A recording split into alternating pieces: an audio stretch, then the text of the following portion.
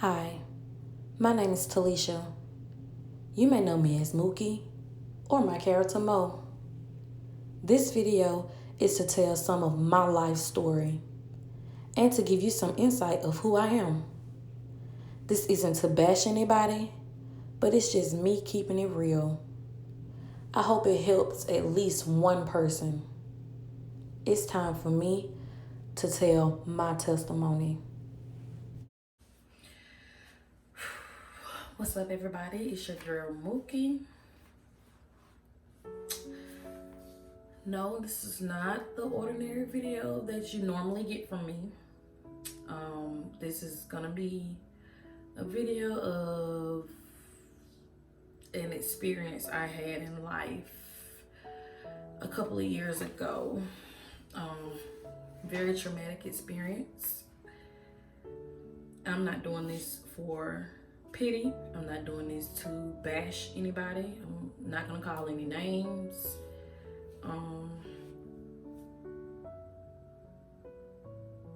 I hope I do it to help someone. Even if I just help one person, then I know that my purpose was fulfilled and my job will be done for the purpose of this video. I'm just gonna get right into it. And this is just to shine a little bit of light on who I am. God, I'm gonna try not to cry because it's to promote strength. You know, we all go through things in life that can be very hurtful, and we don't understand it in the moment, but later on, it can be something that can help somebody else. You know, so, and I'm not saying it's not okay to cry, let it out. You know, talk to somebody.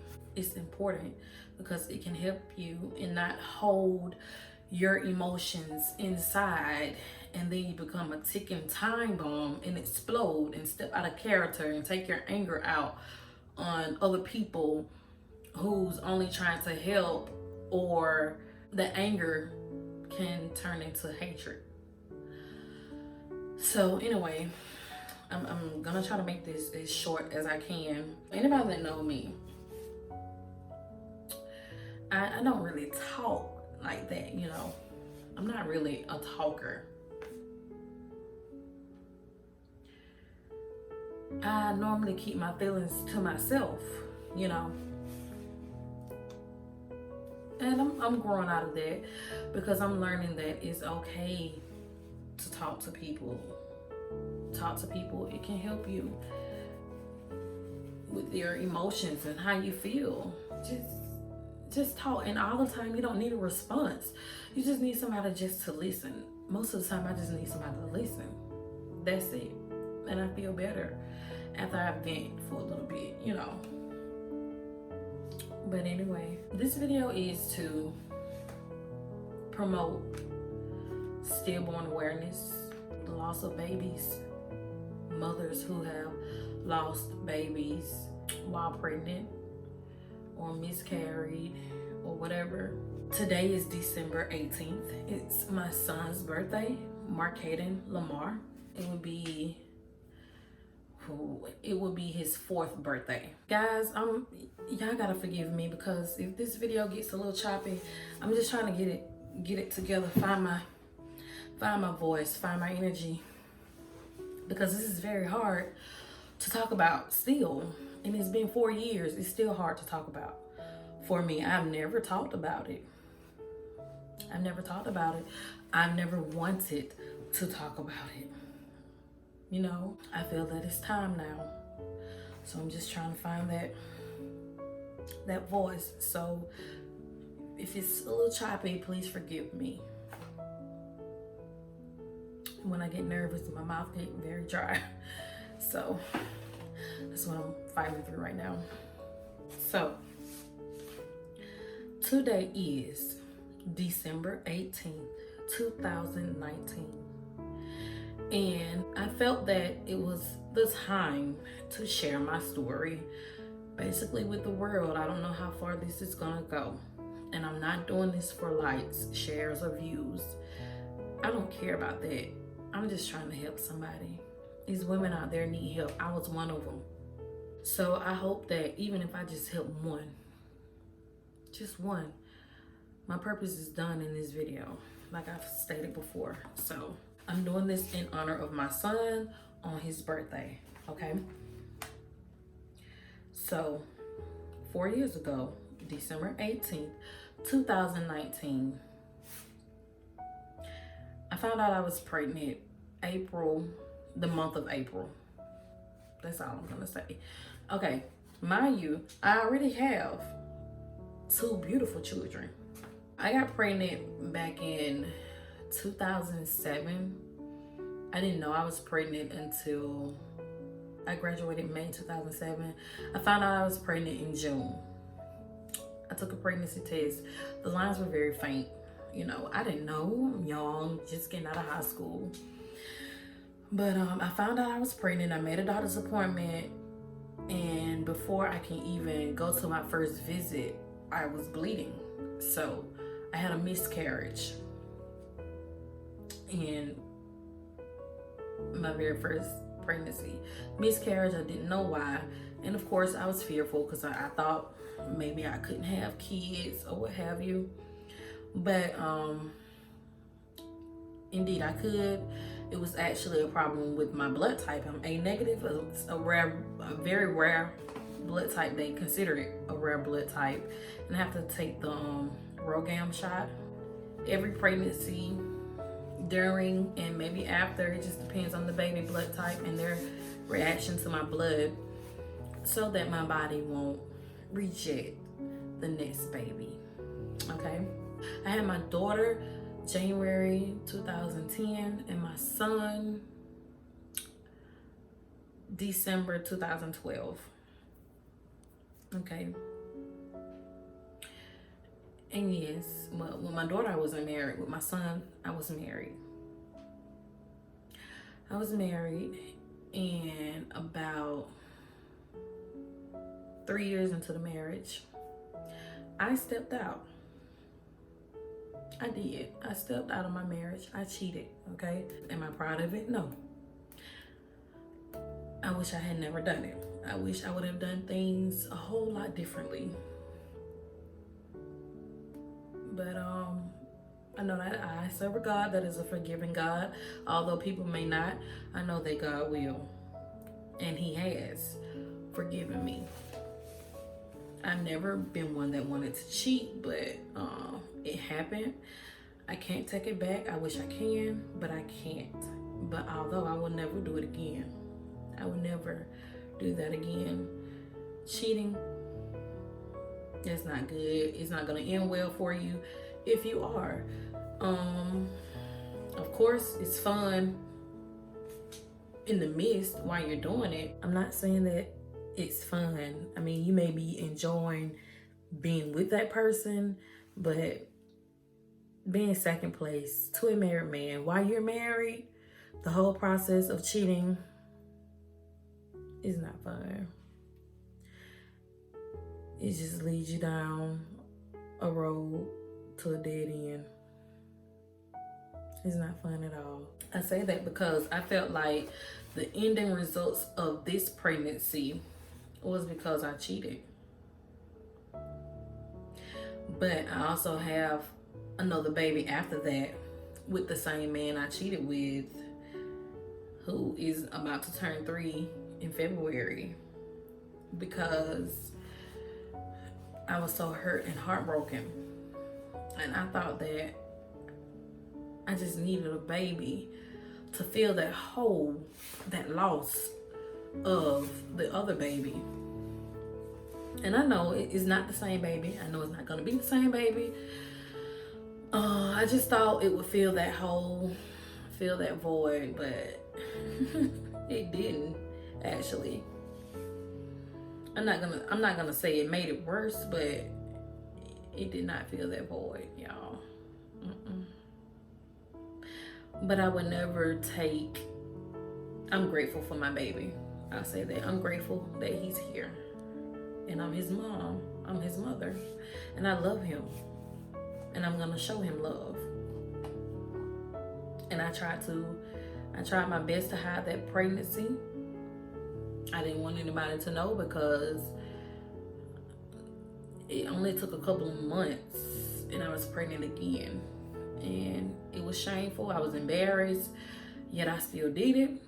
I didn't want anybody to know, but they're gonna know, right? You're having a baby.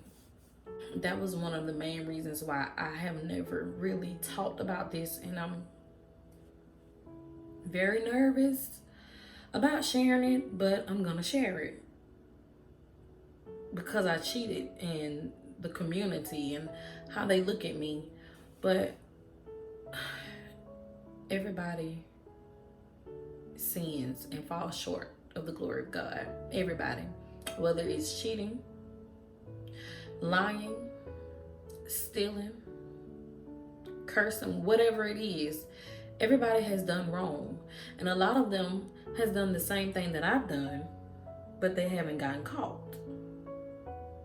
But that's okay. We're not here to judge, although people will judge. But I can't judge anybody. I'm not here to do that.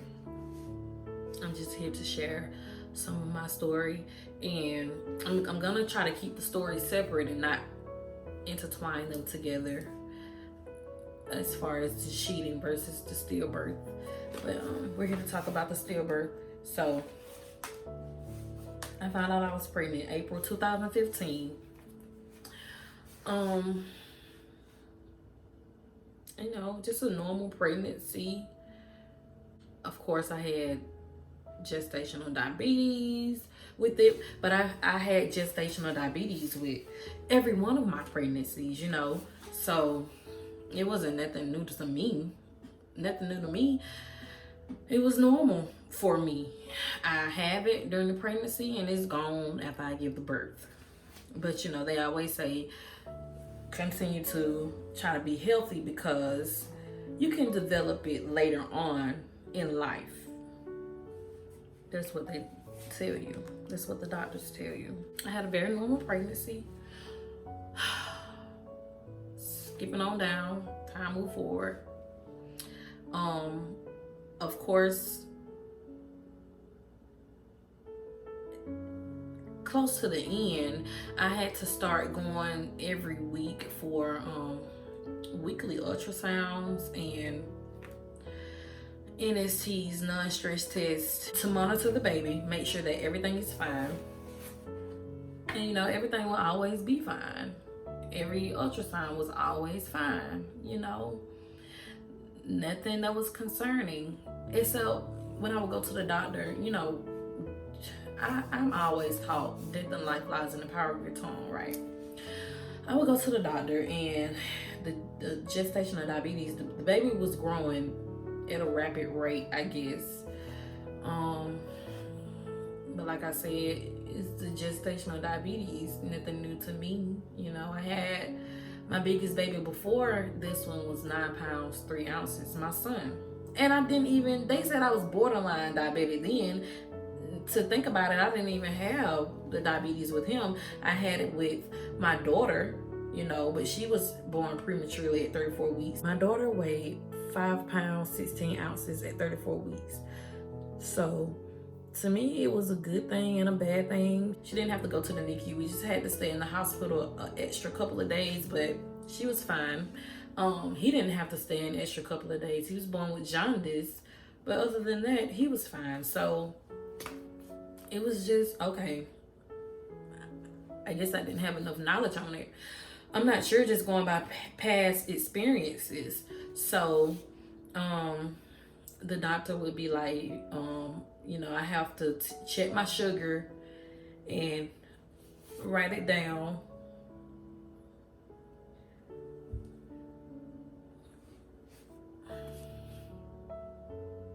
Write down my logs every week. Sorry, guys.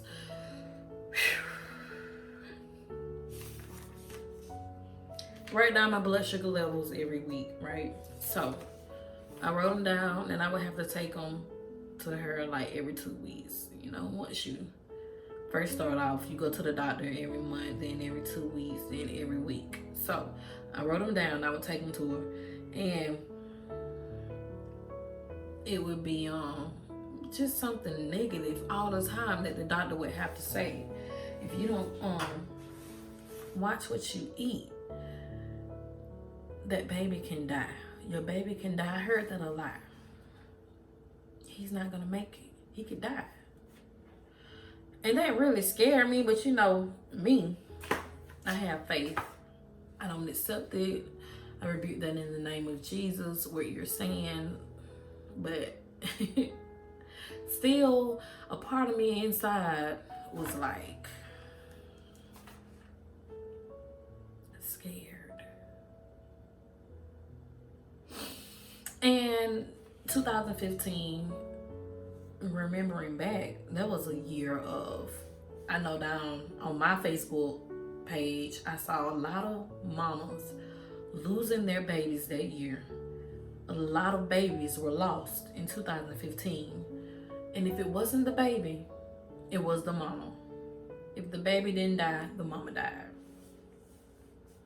And I seen it my whole pregnancy.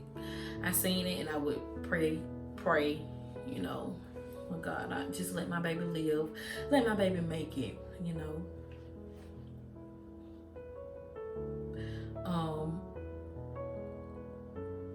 It had even gotten to, I remember one morning, my grandma called me and she was like, she told my mama she had a dream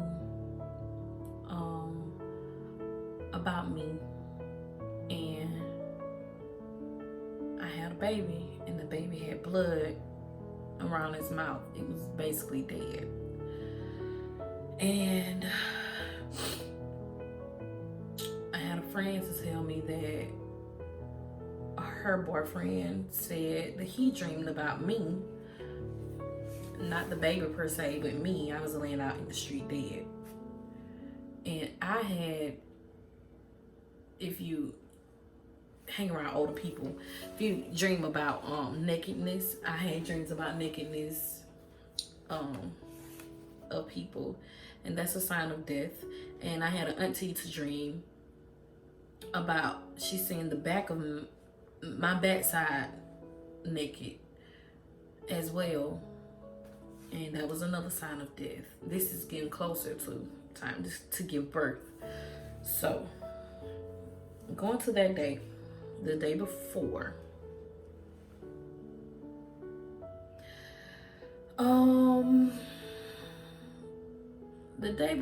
it was on a Thursday, so that would have to be December 17th, 2015.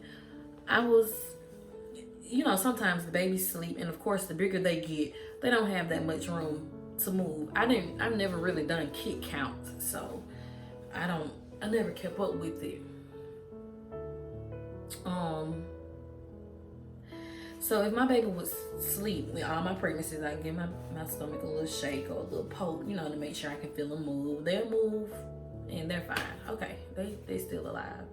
Because you know, anything can happen during pregnancy. The umbilical cord can wrap around the neck, anything. And also, to go back, I had to go to the hospital. I got admitted once for contractions. And they put me on a blood pressure medicine, not for high blood pressure, although they did say I had it. And that's probably because I was nervous every time I had a doctor's appointment. It was the blood pressure pills help with contractions. It helps to stop them.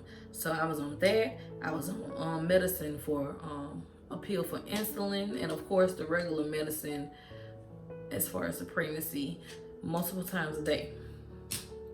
So going on,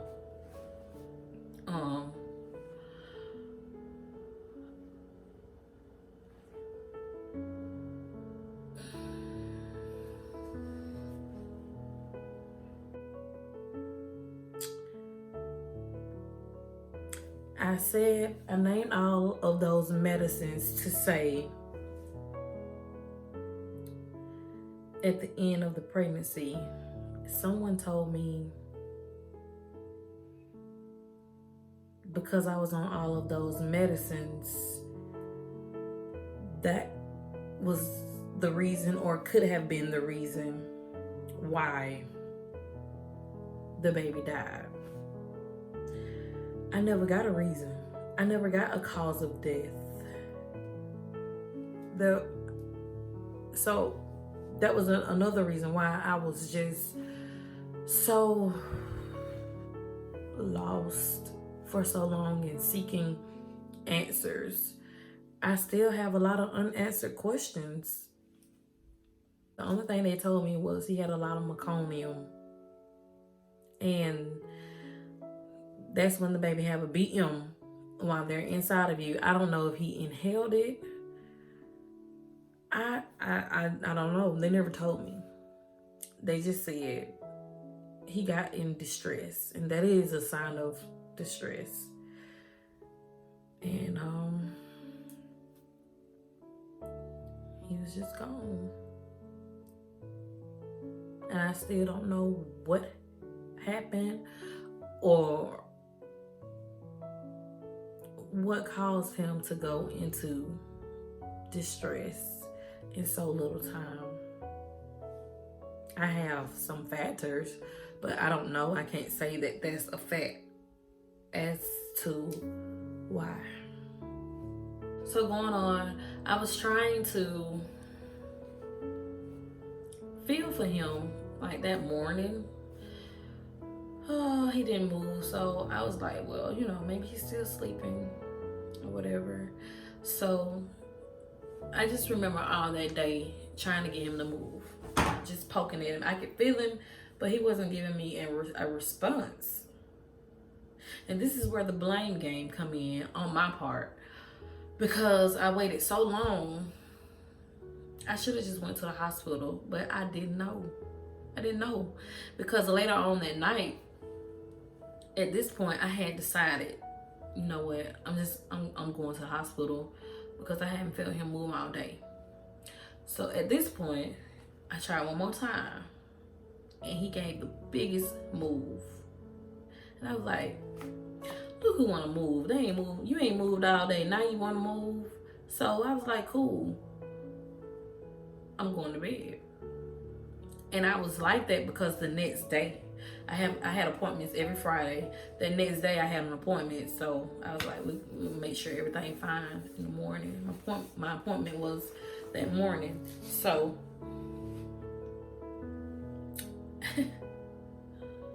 and I was scared to go.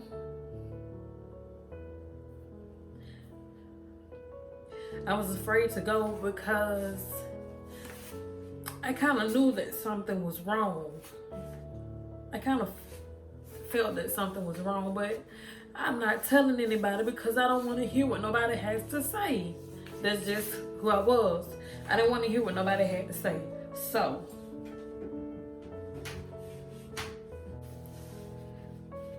excuse me. Okay, so I go to the doctor, and my mama took me, and she was like, and I don't know why she asked this on this day. She said, "When have you felt it move? When the last time you felt it move?" And I just told her last night. But in my mind, I'm ready to get there to make sure he's okay, because at this point, I haven't felt him move since last night. We get there, and you know, the first thing they do is try to find the heartbeat. The first thing the nurses do, they want to find the heartbeat. So throughout my visits, I had the same nurse the whole time. And when she put that Doppler on my belly, on my womb, she couldn't find the heartbeat. She was having trouble. And she was like, She said, I'm normally right on the money with this one. I'm normally able to go ahead and find his heartbeat. So she tried and tried. So she called another nurse. She tried. She couldn't find it. So they was like, well, just hold on. We're gonna go get the doctor. This doctor was not my regular doctor. My doctor was at the hospital delivering another baby. So that doctor came in and she did an ultrasound. and the heart was not pumping on the screen. It wasn't beating. And immediately they all go to apologizing. You know, they're apologizing, but they said, we're just gonna send you to the hospital to get you another ultrasound to make sure, you know. So I'm about to jump off the table at this point. Like, oh my God, I can't believe this is happening right now. Like, it's just like numb. That's the best way I can put it. Just numb. So his dad had decided to come to that appointment of all days. And he had never been to a regular doctor's appointment before, but that day he decided to come. So he was outside. And he was like, what, a bad day? And I didn't answer, and I don't know what my mama said, but we went to the hospital. We get there and check in. I had to wait a little bit, which I don't understand why. It wasn't an emergency situation, but I had to wait a little bit. And of course, now I'm having contractions. I guess, you know, the body knows, so it's trying to eject the baby at this point. And I'm thinking, well, you know, maybe he alive. I'm still not accepting it fully.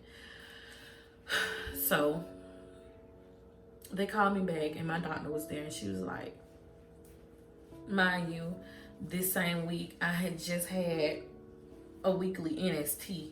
Everything was fine. The baby was fine. There was no stress detected, anything. So I was sent home Tuesday. So here Friday, no heartbeat. So she was like, we just saw you this week. What happened? I don't know. So I'm just ready to go get this ultrasound to make sure they, at least hoping they can find a heartbeat.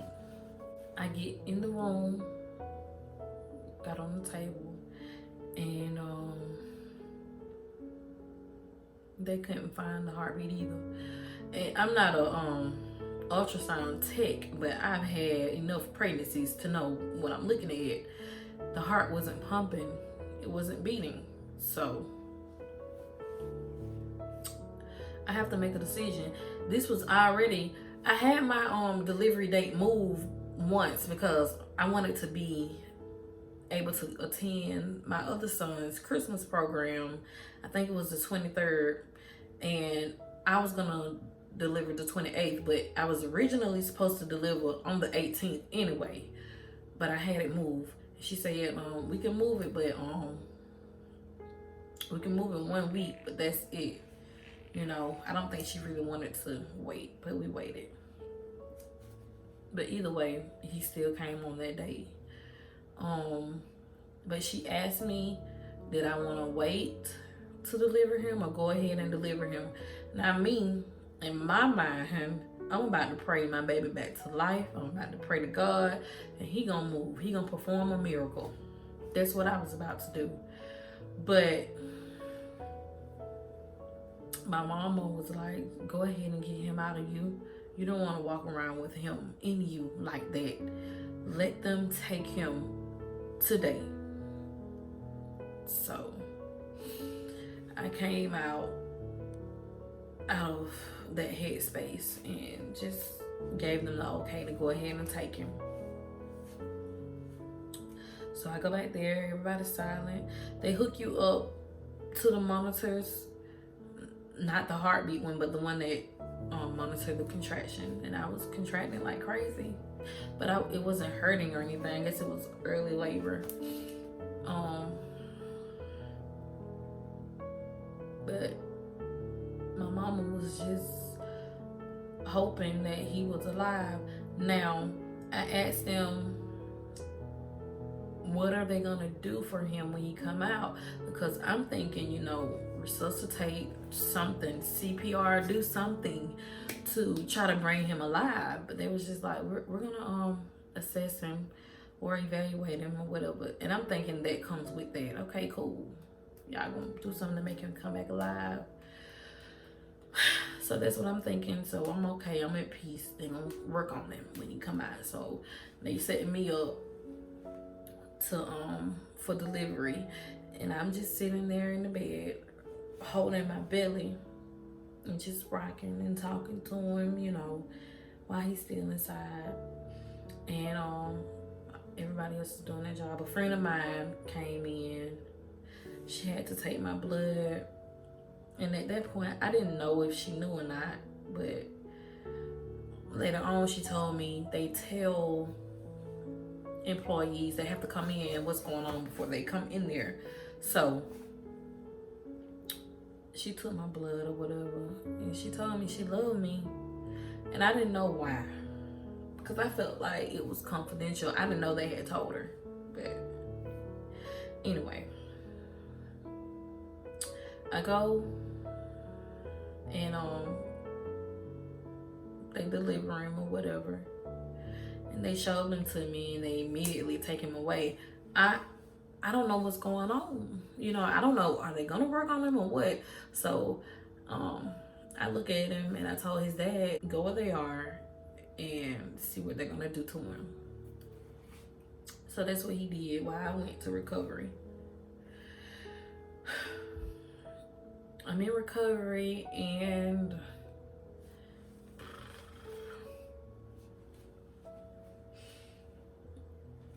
you have to stay back there for quite some time.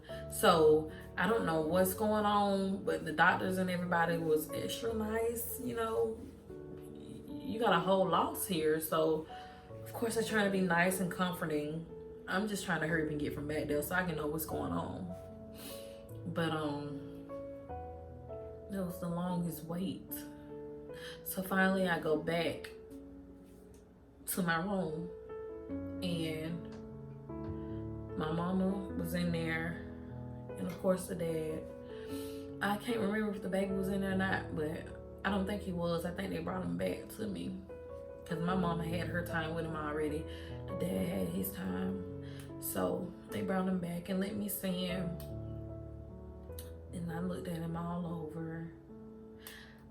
He had an extra finger, so they probably would have had to tie that off and it fall off to stop the circulation. I never had a baby with an extra finger, but he had an extra finger. And I can't remember what time it was or nothing, but he weighed 10 pounds, 11 ounces. That's how much he weighed, my biggest baby. He was very big.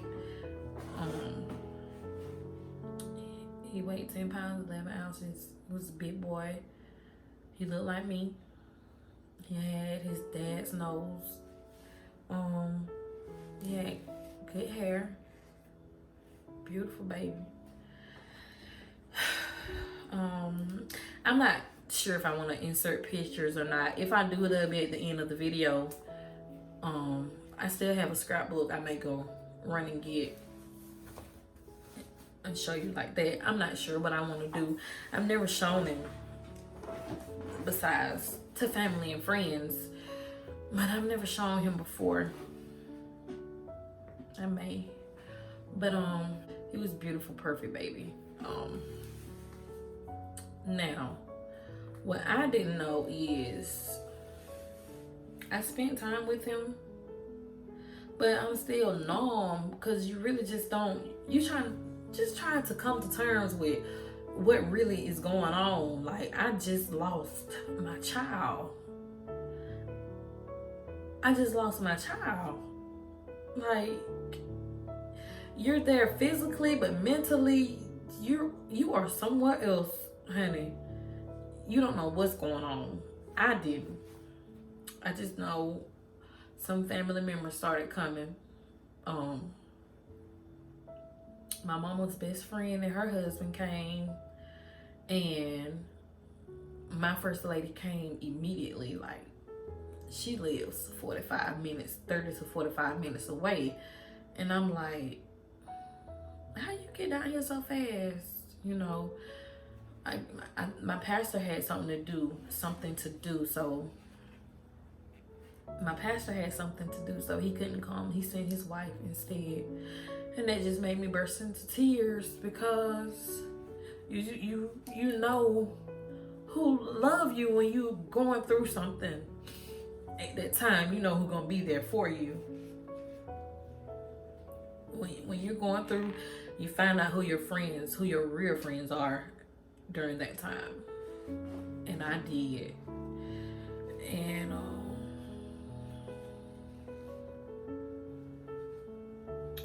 that day was just the worst day of my life. So anyway, my first lady held him. She held him and took pictures. My mama took pictures of her holding him.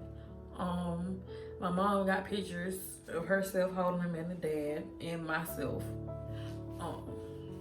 So we was just spending the time with him that we could. So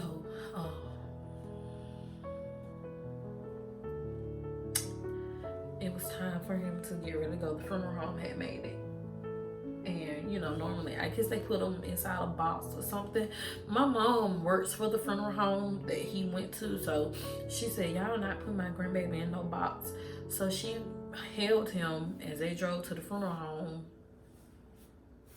So they went put him in a box. And the funeral home director was there waiting and took him, from what she told me, because I couldn't go, took him out of her arms and, you know, did what else needed to be done.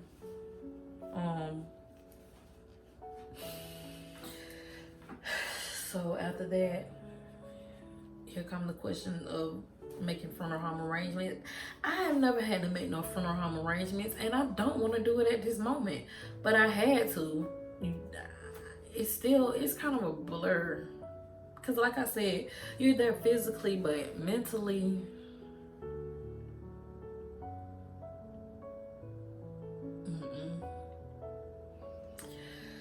so I don't know. Most of it is a blur, but I have some regrets, because, and I wrote some stuff down to make sure I covered everything.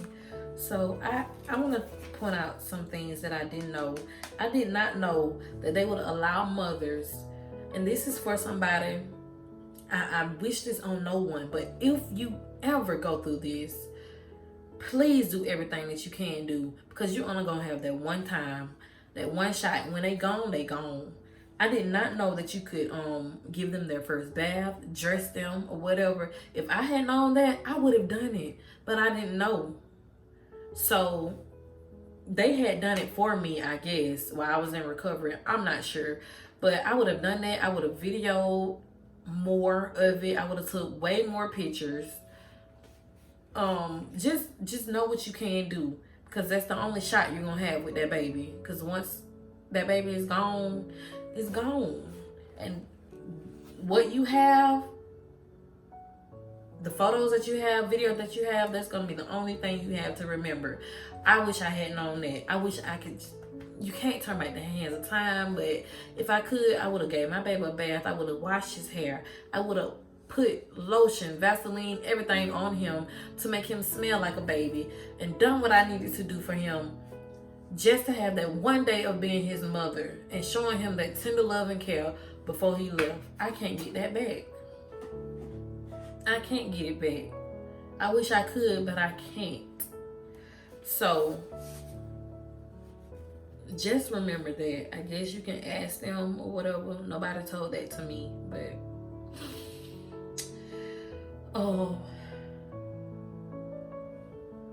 you know, with that loss, it was a lot of people there for me. I had a lot of family and friends, and I wanted to take this time to thank them. My best friend Erica came all the way from Atlanta. I'm gonna say she was staying in Atlanta. She was just there, and that's all I needed her to be, was there. And I didn't know. Yeah.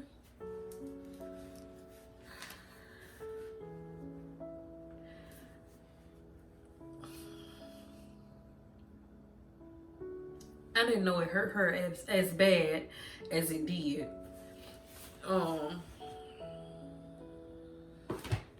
Cause she told me she cried, but she was going through some more stuff herself that I had no clue about.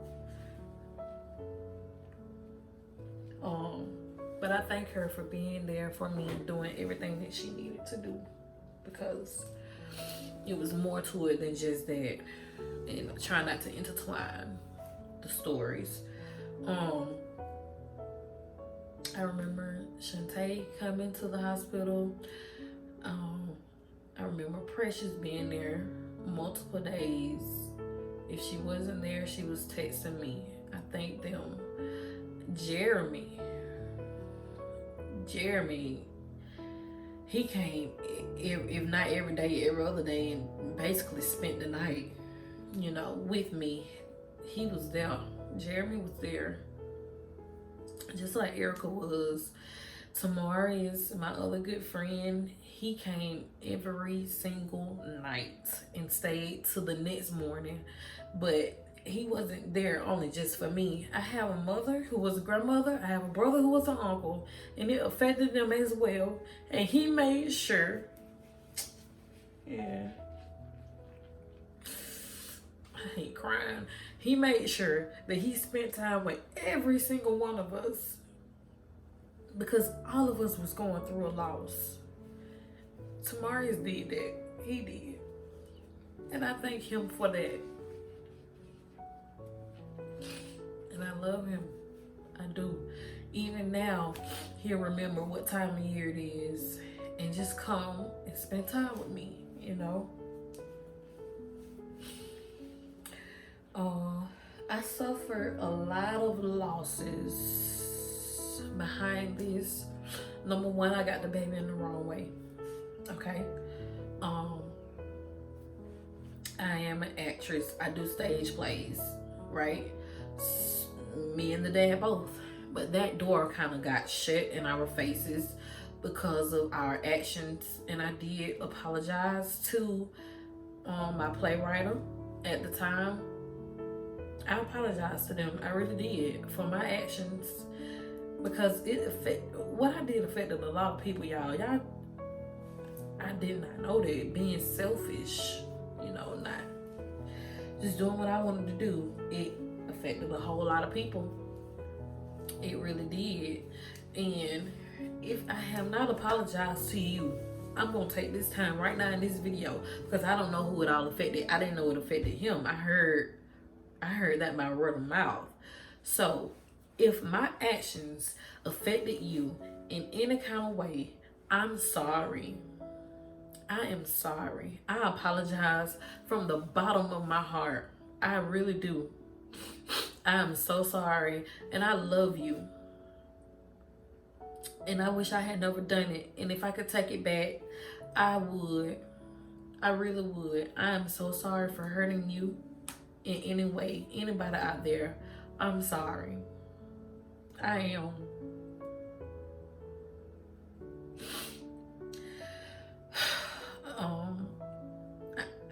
I want to thank the ones who were there at the time, because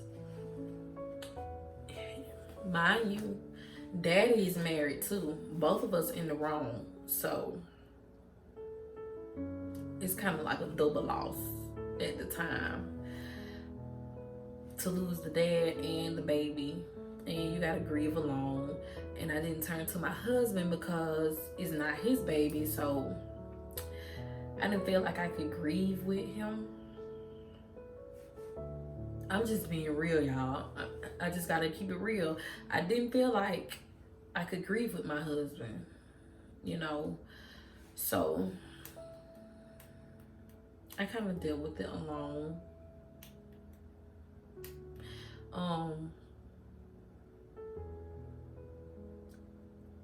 A lot of stuff that I want to say, I'm just gonna save it for another video. So there, I kind of grieved alone. And when I went back to my 6-week checkup, they offered counseling. I told them no, I didn't want counseling.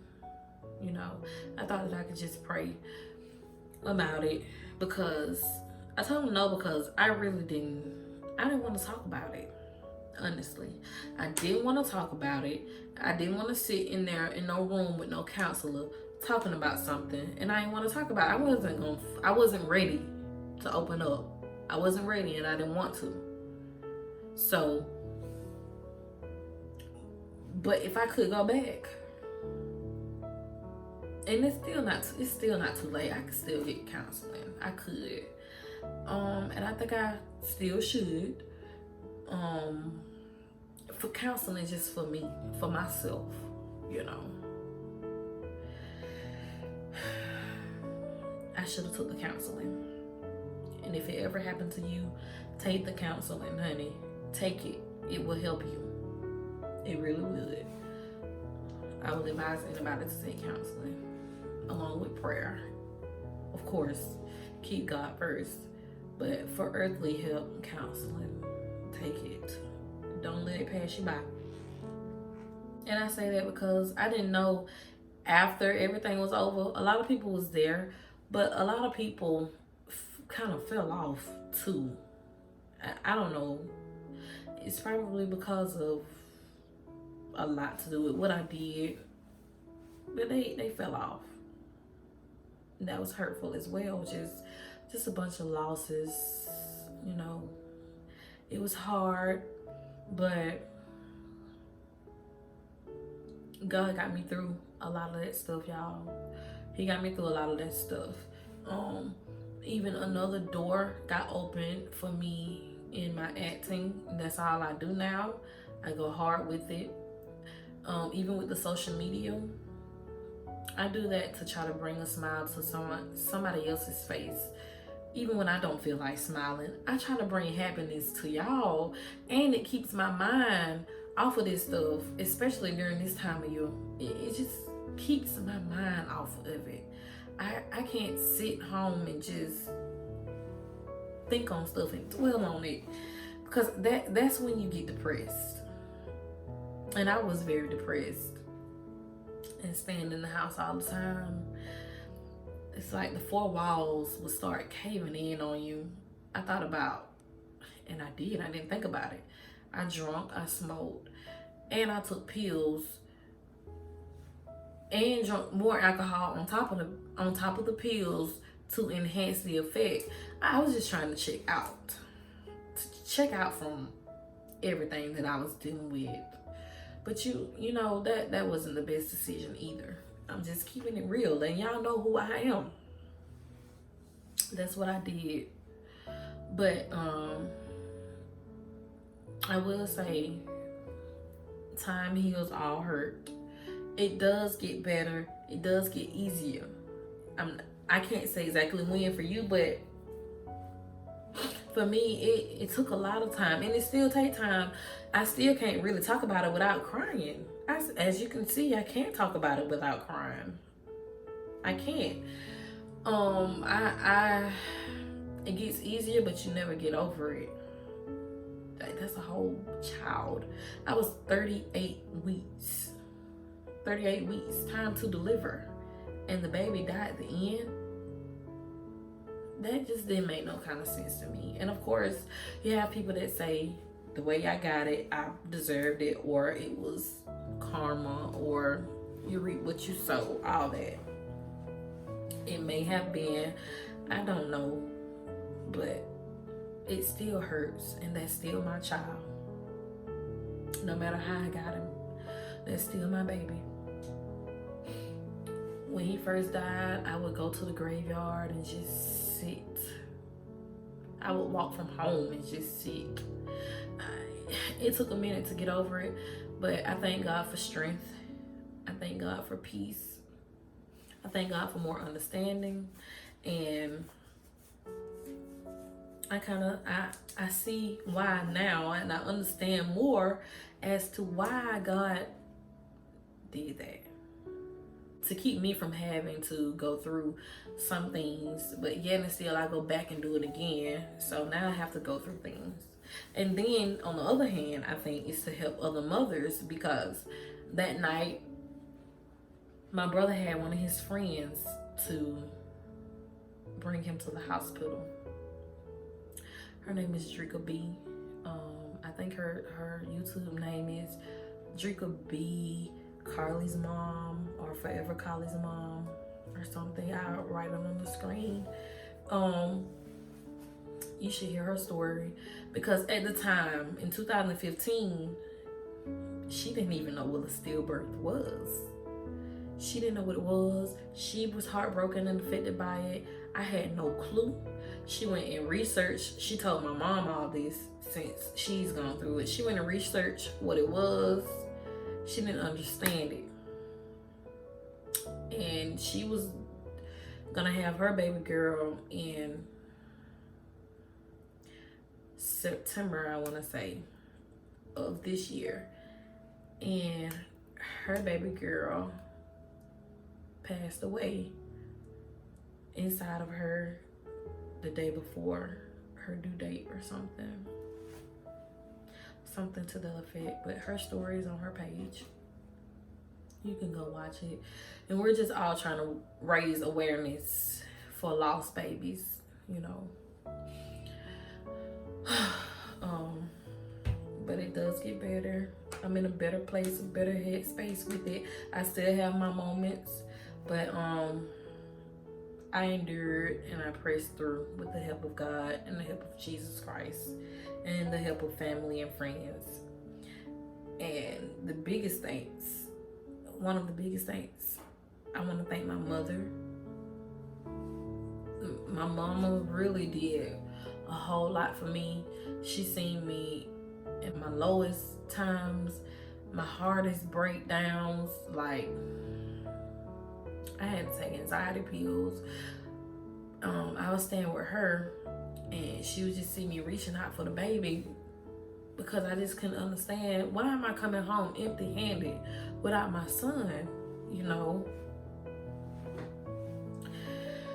She was really there for me, did a lot. She did a lot for me. She had my back in a lot of things. Not that she condoned what I did, but she just had my back. It's my mother. And I love you, Mama. And I thank you for everything you have done, everything that you're still doing and putting up with me and my kids. I thank you. And I love you. I also want to shout this person out too. OJ. His name is Earl Clark. He's a family friend.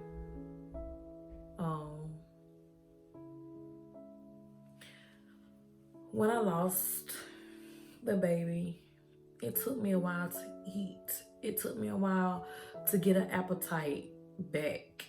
And OJ was one. He would come every Monday, I want to say. And he would bring me a meal to my mother's house. And he made sure I ate, because I needed to eat. I needed nutrients. I needed to get my health back. And he was the one who made sure I ate when nobody else could. I didn't want anything to eat. He brought me food from wherever, and he stayed there. He stayed there until I ate it, and he made sure it was gone. OJ did that now. And anything that anybody did during that time is not unnoticed. It's not forgotten. I remember everything that everybody did. I remember it. And I'll never forget it. And I thank y'all for it. I really do. I think this is, it's hard, but I'm glad I'm getting it out to help somebody else. I am. I'm glad I decided. Hopefully I could drop it today in honor of his birthday. For him. Mark Hayden, I love you. And I know that you're still here with me. Not physically, but I know that you're here spiritually. I know that you are. And he has, I could see his presence sometimes, and he has visited me, not in a while, but he has come to visit me in